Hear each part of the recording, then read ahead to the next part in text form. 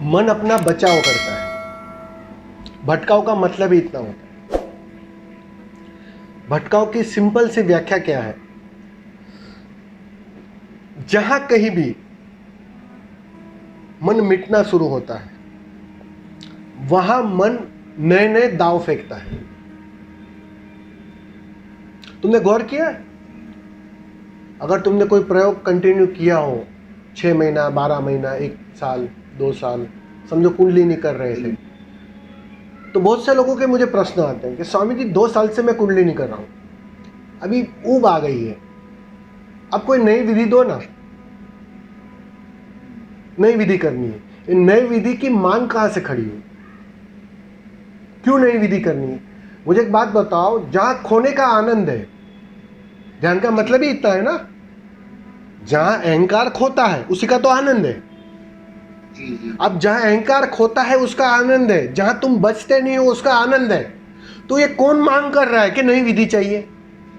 स्वामी जी, यहाँ मैं ये बोलना चाहता हूँ, जैसे अभी बीच में मैं वृंदावन गया था, तो वहाँ मतलब उन्होंने नाम जप के बारे में वो प्रवचन चल रहा था उनका, तो उन्होंने बोला कि जैसे अग्नि का स्वभाव होता है, अग्नि में हाथ डालोगे तो चाहे मन से डालो या बेमन से डालो हाथ जलेगा, है ना। उसी तरह नाम जब आप मन से करो या बेमन से करो वो असर करता है। जैसे जो वाल्मीकि थे, उन्होंने उल्टा नाम जप करके परमात्मा को प्राप्त किया था, मरा मरा कह के, है ना। तो नाम जप के प्रति मन में ऐसा भाव आ रहा है स्वामी जी, तो इसलिए मैं पूछना चाह रहा था आपसे। नहीं, मैं तुम्हें वही क्लियर कर रहा हूँ। आपने सवाल क्या किया? एक छोटी सी चीज और स्वामी जी पूछनी है, 2 सवाल हैं। एक तो पहला ये सवाल मन भटकाव वाला, नहीं वो क्लियर कर दो, फिर दूसरा पूछे ना। नहीं, मुझे याद नहीं रहेगा। मन में भटकाव का कारण जो है वो मैं बताना चाहता हूँ। ठीक है, बताइए बताइए। वो ये है, जैसे मैंने एक जगह ओशो के प्रवचन में सुना कि रावण की पूजा करो, बेईमान राम की नहीं। तो इससे मन में बड़ा दुख हुआ स्वामी जी, बहुत ज्यादा। इसी तरह एक जगह और सुना मैंने, एक लोग ने बताया कि रावण मतलब ओशो ने बोला था कि लक्ष्मण और सीता के बीच में कुछ रिलेशन था।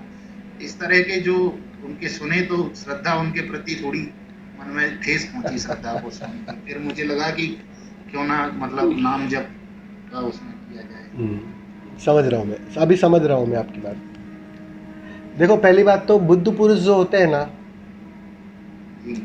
वो जीवन में बेचैनी लाते हैं, बेचैनी दूर नहीं करते। इस बात को समझ लेना। बेचैनी दूर तो तुम्हें ही करनी पड़ेगी, लेकिन तुम्हारी तकलीफ क्या है? तुम्हारी अर्थात मैं एक साधारण जन की, एक साधक की बात कर रहा हूं कि वो बेचैनी के लिए राजी होने लगा है, वो सोने के लिए राजी होने लगा है। तो बुद्ध पुरुष का काम ही यही है कि तुम्हें चोट पहुंचाए, तुम्हें बेचैन करे, तुम्हें झकझोरे। इसीलिए उसके प्रति नाराजगी होती है, इसीलिए उसके प्रति एक विरोध खड़ा होता है। और रही बात ओशो ने जो शब्द कहे, चाहे राम के संबंध में चाहे रावण के संबंध में, ये जो भी शब्द निकलते हैं ना, वो सामने वाले के प्रश्न के संदर्भ में निकलते हैं। जब कोई प्रश्न किसी ग्रंथियों को बांधकर, मतलब माइंड में एक ग्रंथि को बनाकर, अगर समझ लो आपने एक प्रश्न पूछा, आप पहले से ही किसी चीज की धारणा बनाकर मुझे प्रश्न पूछोगे, तो मेरा सबसे पहला काम ही यही होता है कि उस धारणा को तोड़ूं मैं। बुद्ध पुरुष का काम ही तो यही होता है कि तुम जिस धारणाओं से बंधे हो, जिस थोते ज्ञान से बंधे हो, उस ज्ञान को तोड़ना। तो वो तोड़ते हैं। तो समझो राम के संबंध में कोई धारणाएं हैं, तो उस धारणा को तोड़ना जरूरी है, वरना तुम्हारी आगे की यात्रा रुक जाएगी। तुम्हें तोड़ना पड़ता है, झकझोरना पड़ता है, बेचैन करना पड़ता है, तभी तुम तैयार होते हो। उसको अंधश्रद्धा में कन्वर्ट मत करो।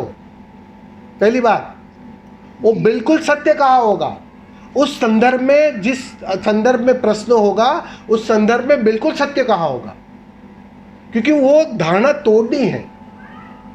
इस तरफ की भी है, उस तरफ की भी है। वो तो तुम प्रेम कर रहे हो राम से, इसके लिए, या किसी और से प्रेम करते तो उसके लिए बारे में बात होती थी। तो वो तो संदर्भ बदलते रहते हैं। तो उसमें ज्यादा स्वामी जी, हम्म, कोई स्टेटमेंट किसी संदर्भ में सच हो सकता है और किसी संदर्भ में झूठ हो सकता है, एक ही स्टेटमेंट। देखो स्टेटमेंट मात्र झूठ होता है,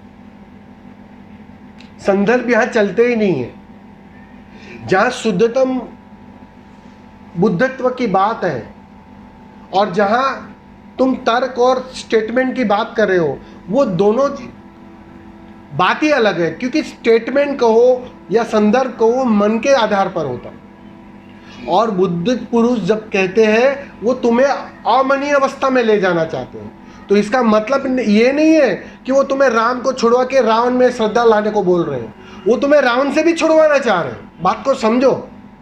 वो तुम्हें राम से भी छुड़वाना चाह रहे हैं, रावण से भी छुड़वा। अब तुम राम का खंभा जोर से पकड़े हो, तो अब कैसे छुड़वाए तुम्हें? तो उसके लिए वो तोड़ना पड़ता है, तर्क से उसे तोड़ना पड़ता है। तुम्हें कुछ तर्क देने पड़ते हैं ताकि तुम्हारी बुद्धि उस खंबे को जो पकड़ा है तुमने राम का, उससे कमजोर हो जाए। वो अर्थ में कहा जाता है। तो इसलिए तो यही तो बेबूझता है बुद्ध पुरुष, उसके साथ यही तो तकलीफ है। इसलिए तुम समझ लेना कि कोई भी बुद्ध पुरुष, कोई भी पूर्णावतार को पूरा हजम करना कठिन होता है, क्योंकि वो इस तरफ की भी बात करेंगे, उस तरफ की भी बात करेंगे।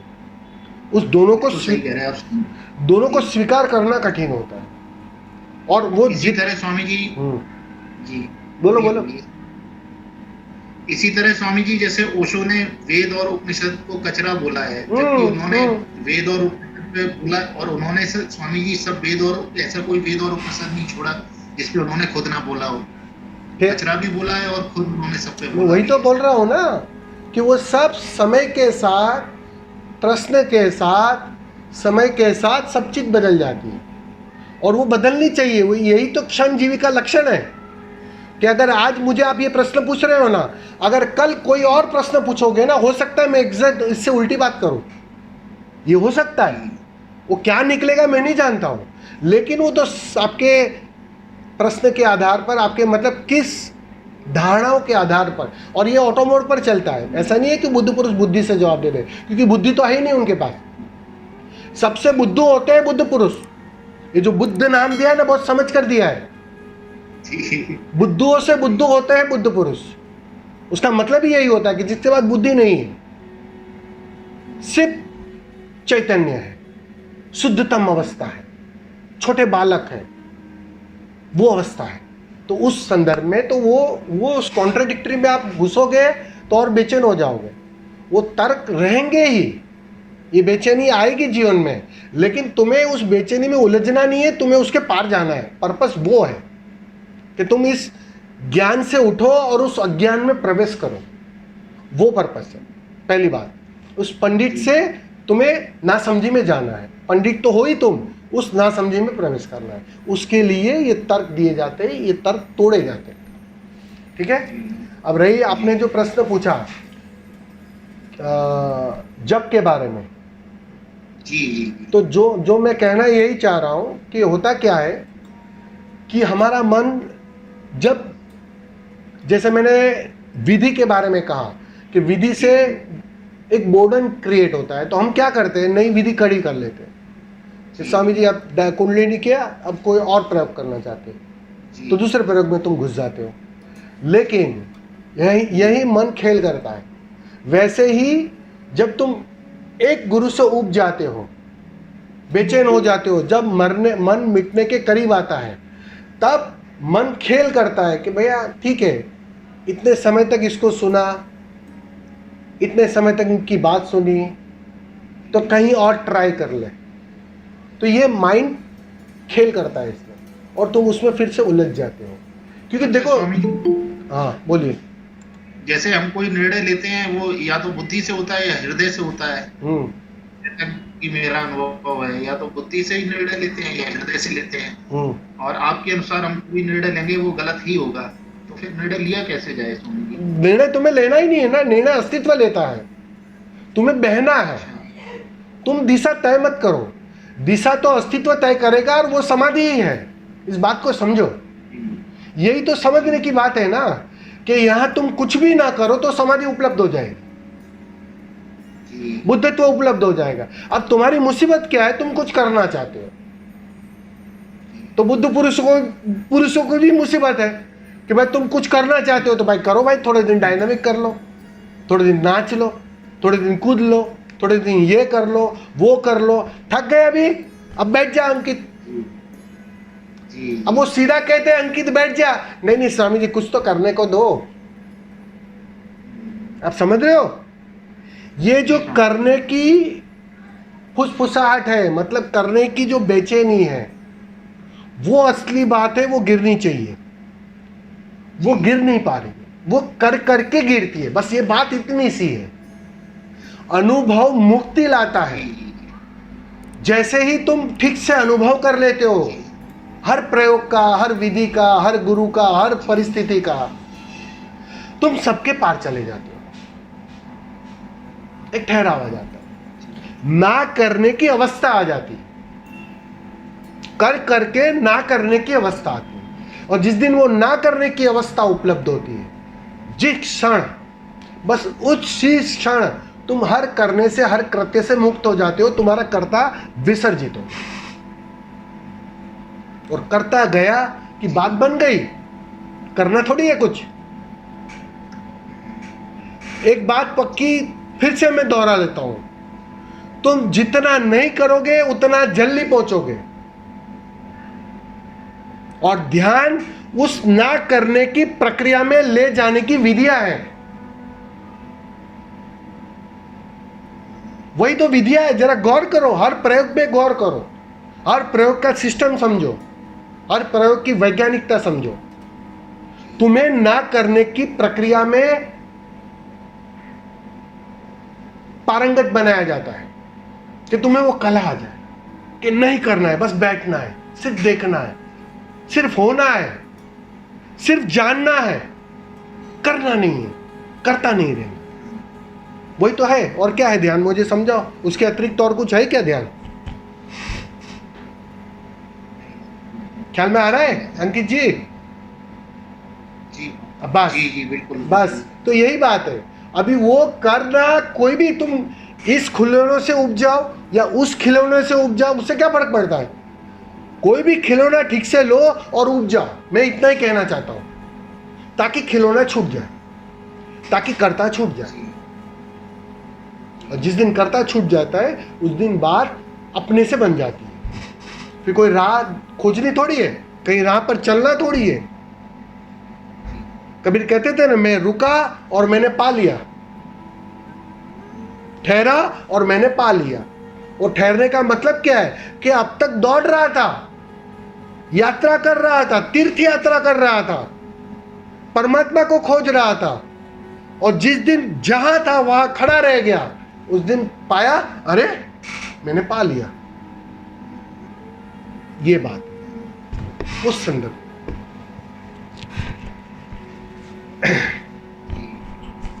समझ में आ रहा है ना? एक बात और कहना चाहता हूँ। हाँ जी, एक बात और कहना चाहता हूँ स्वामी जी। आपको सुनता हूँ तो एकदम हृदय को विश्राम मिल जाता है। ऐसा लगता है कि आप मतलब प्रश्न क्या, आप मेरी मनोदशा समझ के उत्तर देते हैं। प्रश्न के उत्तर देने के बजाय आप मनोदशा समझ लेते हैं और उसका उत्तर देते हैं। धन्यवाद स्वामी जी। एक बात कहूँ तो, अभी आपने जो बात कह दी तो मैं भी उसके ऊपर जोड़ देता हूँ कुछ। आप सब इस भ्रांति में मत रहना कि मैं आपके प्रश्नों के उत्तर दे रहा हूं। मैं बिल्कुल नहीं दे रहा हूं। बात समझो, ये जो तर्क जहां से खड़ा हो रहा है ना, उस तर्क को मैं तोड़ रहा हूं, छांट रहा हूं।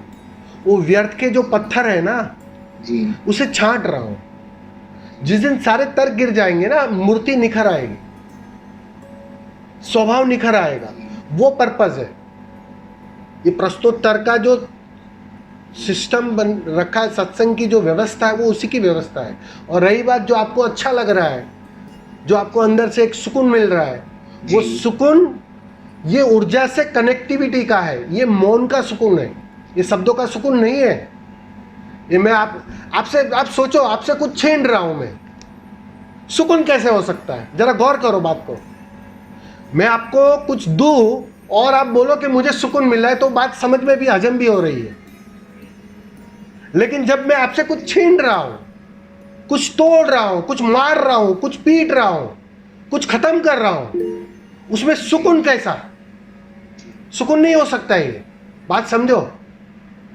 लेकिन ये जो ऊर्जा है ना, ऐसा लग रहा है हाँ स्वामी जी, क्या? ऐसा लग रहा है जैसे एक कोई प्यास होती है ना, तो प्यास बुझने के बाद जो एक तरावट का फील होता है, वैसा लग रहा है। नहीं, बस वही है, जो ऊर्जा का मिलन हो रहा है ना।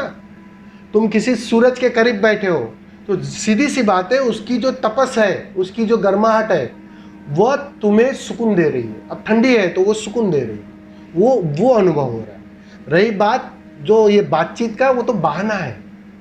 ये तो प्रश्नों के बहाने, ये शब्दों के बहाने तुम और हम आमने सामने बने रहते हैं। थोड़ा तुम भी ठहर जाते हो।